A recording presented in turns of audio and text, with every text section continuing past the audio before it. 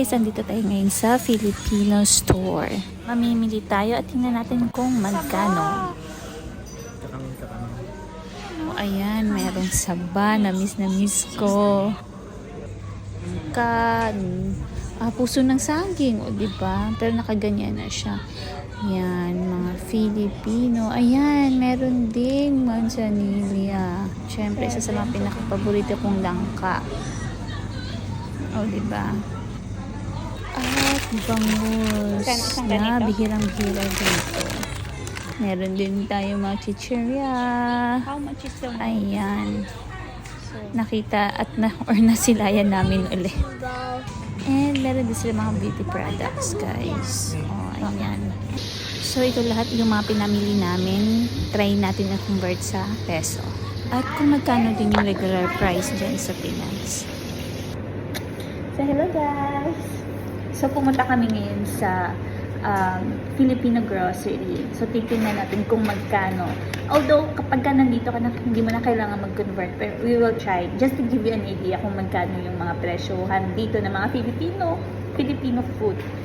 Okay? So, isang box na to, pinamili namin. So, ito siya. This is $350. So, that is 111 pesos. Cheesecake na open na ng anak ko. So, that is $140. It means nasa 51.8 peso siya. Then, the Mobi is sa peso is 64.75. So, ito yan. Kinonvert ko na siya. Try natin i-convert yung pinamili namin today. And then, so, nag-crave kami sa suman. Ito yung suman. This is 227.55. Diba? 200. So, nag-crave din kami sa langka. Jackfruit. So, this is 286.75. And then, yung saba, guys. Miss na miss ko yung saba. So, ito yung saba. This is 220.15. Okay? And then, since na-miss din namin yung chicharon. So, yung chicharon ay 314.5. And then, this one is the corned beef. O, diba? Meron din siya dito. But, this one is 405.15. And then, si Seth ay na-miss din yung meatloaf. So, this is 172 sa pesos, 0.5. And then, yung crispy fry na favorite namin, this is 55. Maliit lang to siya, guys. Pero pag i-convert mo, it's 55.5. And then, we have the dry tuyo, guys. So, diba? Ayan. Miss din namin yung tuyo. So, this is 275.65. And then, we have the bihon. My all-time favorite. So, this is 122. Ewan ko kung magkano na sa Pinas yung ganito. 122.1. Eggnog. Medyo naman mahalin ako masyado sa eggnog. This is 103 yung isa dito. So, dalawa yung binili namin. So, nasa 207.2. Okay. Next, ito. Na-miss kasi namin talaga yung bukod. This is one of our favorites din. Pag nandun kami sa Pinas, lagi kami nabili nito. Pero dito naman, this is 68.45 sa peso. And then, okay, of course, may sardinas tayo, no?